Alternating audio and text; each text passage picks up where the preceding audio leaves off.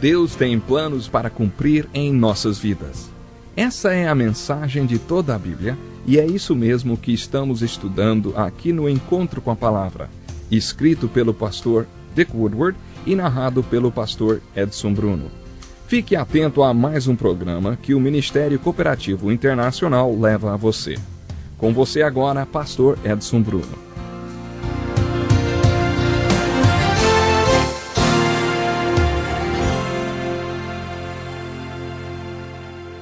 Bem-vindo a mais um programa Encontro com a Palavra, um estudo completo da Bíblia do Gênesis ao Apocalipse. Nós mal começamos a nossa pesquisa bíblica, estamos apenas no 4º capítulo do livro de Gênesis. No final do nosso último estudo, eu pedi que você procurasse encontrar aplicações da história de Caim e Abel, aplicações que pudessem ajudá-lo ou ajudar outras pessoas que estivessem lidando com os dois problemas apresentados, raiva e depressão.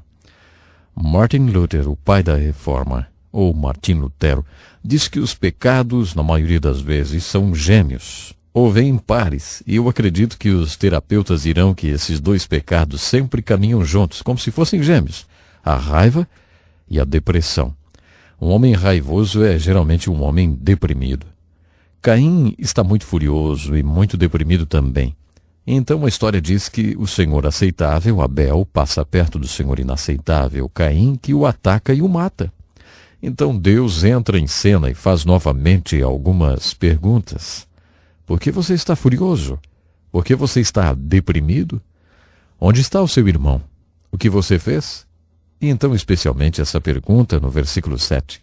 Se você fizer o que é certo, você não será aceitável? E se você não fizer o que é certo, o pecado ficará na porta do seu coração. A intenção do pecado é destruí-lo. Você deve dominá-lo. O que essa história nos diz? Acredito que essa história nos transmite uma mensagem bastante dinâmica. Você é uma pessoa furiosa? Você é uma pessoa deprimida? Quando você fica furioso, você costuma ficar deprimido? Quando você ficar zangado, por exemplo, essa é uma boa pergunta a ser feita. Por que você está zangado? Qual é a origem da sua raiva? E qual é o verdadeiro objeto da sua raiva? Geralmente a pessoa que é atacada, como Abel, não é o verdadeiro objeto da raiva. Ele apenas estava por perto. Lembro-me de ter ouvido um psicólogo cristão em um seminário para mulheres casadas. Uma mulher estava compartilhando o seu problema. O seu problema era, como ela mesma disse, meus filhos estão me deixando enfurecida. E o psicólogo perguntou, bem, quantos anos têm os seus filhos? Ela disse, 13 e 5. Ele disse, meu Deus, essa é uma tremenda responsabilidade para se colocar em duas crianças em idade pré-escolar. Ela perguntou, mas que responsabilidade? E o psicólogo respondeu, a responsabilidade pelo seu clima emocional. Ficar feliz ou triste ou furiosa depende deles. Eles a deixam furiosa? Deixe-me fazer mais uma pergunta. Essas crianças fazem essa raiva aparecer em você ou elas colocam uma raiva em você, hein? Não demorou muito para que a mãe percebesse que as crianças não estavam colocando a raiva dentro dela. Elas estavam despertando a raiva nela. A verdade era que ela provavelmente estava furiosa com o marido, mas não podia descarregar essa raiva nele. Qual é o objeto da sua raiva? Qual é a verdadeira fonte da sua raiva? Deus fez essas perguntas a Caim e também faz a nós para nos ajudar a encontrar as respostas. A raiva está na raiz de tantos conflitos. Deus fez essa pergunta. Onde está o seu irmão? Note que em Gênesis capítulo 3 a pergunta é, onde está você? Em Gênesis 4 a pergunta é, onde está o seu irmão? Acho que o que Deus estava tentando fazer Caim perceber era o seguinte, que não havia nada de errado com seu irmão Abel. Onde está o seu irmão? Ele é um cidadão firme, ele é o Senhor aceitável, é um bom homem. Então por que você está zangado com Abel? E por que você o matou? O que você realmente fez? Qual é a dinâmica de tudo que aconteceu aqui? Acredito que o versículo 7 é a chave de toda essa história, porque é a grande solução para o problema do conflito. No fundo do conflito encontramos o homem zangado e encontramos a dinâmica de sua raiva. Mas não adianta apenas analisar a raiva para entender o porquê da raiva. Você continua zangado. O que você quer é a solução para a raiva. E aqui está a solução. Se você fizer o que é certo, será ao Senhor aceitável. Se você fizer o que é certo, será aceitável para Deus. Será aceitável para você mesmo e não seguirá ao longo da sua vida machucando ou matando Abel. Jesus disse a mesma coisa no 7º capítulo do Evangelho de Mateus. Eu sempre recorro ao Novo Testamento porque ali encontramos o que dá unidade à Bíblia. Eu acredito que Jesus estava da mesma coisa falando em Mateus 7, quando ele diz: não julguem os outros para não serem julgados por Deus, porque Deus julgará vocês do mesmo modo que vocês julgarem os outros e usará com vocês a mesma medida que vocês usaram para medir os outros. Por que é que você vê o cisco que está no olho do seu irmão e não repara na trave de madeira que está no seu próprio olho? Como é que você pode dizer ao seu irmão: me deixe tirar esse cisco do seu olho, quando você está com uma trave no seu próprio olho? Hipócrita, tire primeiro a trave que está no seu olho, então poderá ver bem para tirar o cisco do olho do seu irmão. Muita gente pega essa passagem, os primeiros 5 versículos de Mateus capítulo 7, o Sermão da Montanha, e diz que Jesus estava dizendo que nós não devemos julgar, e ponto final. Não foi isso que Jesus disse. O que ele fez foi levantar a seguinte questão: por que vivemos julgando? Por que criticamos de forma exagerada? Por que estamos sempre verificando o que há de errado, como se fôssemos inspetores de Deus? Parece que todo o nosso ministério é sair por aí, preocupados em tirar o cisco do olho do nosso irmão. Jesus não está nos dizendo para não julgarmos. Ele diz que devemos julgar, mas antes de julgarmos nosso irmão, devemos julgar a nós mesmos. Psicólogos diriam que Caim fez uma transferência ou projeção. Com quem ele estava realmente zangado, hein? Provavelmente com ele mesmo. Ele era inaceitável e ficou zangado por causa disso. Ele tinha 2 escolhas. Ele poderia fazer o que era certo ou seguir a vida transferindo essa raiva para as outras pessoas, projetando a raiva de si mesmo aos Abels da vida e matando-os todos. Ouvi a história de 2 psiquiatras que tinham seus consultórios no mesmo prédio e sempre chegavam no prédio juntos e pegavam o mesmo elevador.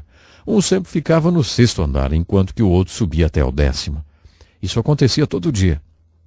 Numa certa manhã, quando eles estavam subindo de elevador, a porta se abriu no 6º andar, mas antes do primeiro psiquiatra sair, ele se virou e cuspiu no outro. Aí o elevador subiu para o 10º andar. O que tinha sido cuspido apenas se limpou e não disse uma só palavra. No dia seguinte, o primeiro psiquiatra fez a mesma coisa e continuou fazendo. Na 4ª manhã, o rapaz que trabalhava no elevador perguntou: escuta, o senhor não vai fazer nada a respeito disso? O psiquiatra respondeu: olha, isso é problema dele. Ele tem um problema. Ele cospe nas pessoas. Não é problema meu. Eu posso ter um monte de problemas, mas eu não cuspo nas pessoas. O que essa história nos ensina é que se você for correto e aceitável, você pode ser tão seguro que se alguém cuspir em você, você seria capaz de dizer simplesmente: amigo, você precisa se tratar, você deve estar cheio de problemas, você precisa de ajuda para parar de cuspir nas pessoas. Você focalizaria na ideia de que isso é problema dele e não seu. Olha, eu não faço nem ideia de quantas vezes em sessões de aconselhamento pastoral eu já compartilhei essa história com mulheres. Os homens são craques em fazer com que as mulheres se sintam culpadas. Já notou isso?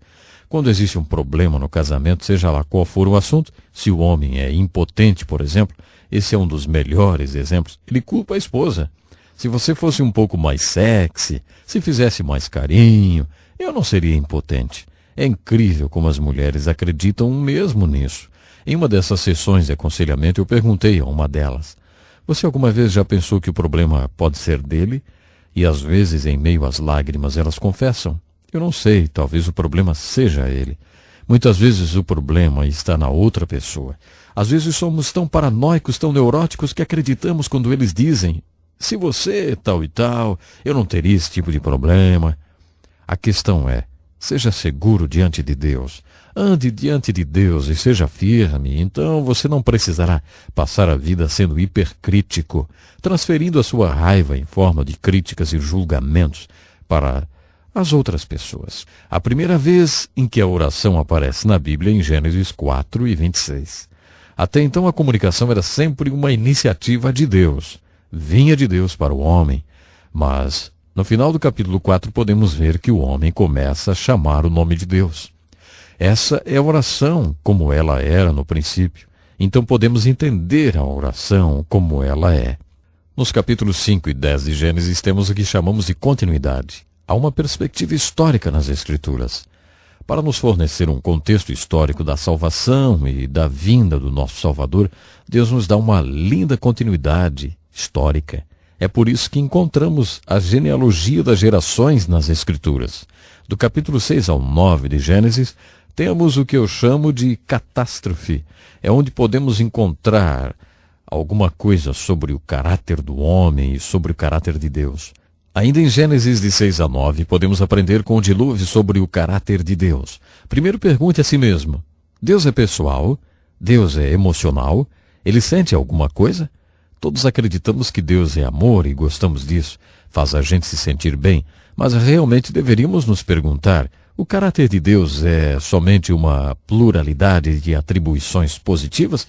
É um só atributo ou são muitos atributos? Se Deus tem a capacidade de amar, será que ele também pode odiar? Lembro-me de um homem que era um pai amável e gentil. Então, um homem muito mau acabou com a vida de sua filhinha de 7 anos. Aquela garota era o objeto do amor daquele homem. Quando o homem que havia estuprado e assassinado a sua filha foi trazido para a delegacia, todos os policiais tiveram que segurar aquele pai, pois o homem estava muito furioso. Por aquele homem ser um pai amável e gentil, ele teve a capacidade de mostrar raiva perante aquele que destruiu o objeto do seu amor. Na história do dilúvio, é isso que vemos no caráter de Deus. Deus ama o homem. Quando Deus olha para baixo, ele vê o pecado e as forças do mal destruindo seu objeto de amor e seus grandes planos para o homem. Sim, ele é capaz de expressar a raiva. A raiva de Deus é simplesmente essa: a reação aniquilante de um Deus que ama contra o que está destruindo o objeto do seu amor, a humanidade. Essa é a mensagem da catástrofe em Gênesis, do capítulo 6 ao capítulo 9. Quando você estiver lendo o livro de Gênesis, lembre-se disso. Como isso é e como isso era. Isso é o que Deus quer nos mostrar em Gênesis.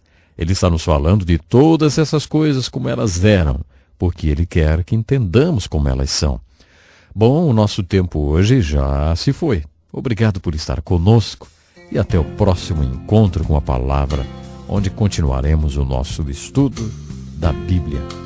Até lá então. Que lição importantíssima. Obrigado, Pastor Edson Bruno. Prezado ouvinte, coloque em prática o que você ouviu aqui. Sem dúvida, sua vida será grandemente abençoada.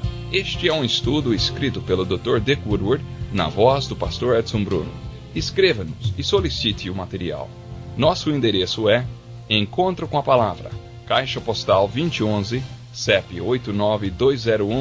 89201-970, Joinville, Santa Catarina. Até o nosso próximo encontro com a Palavra.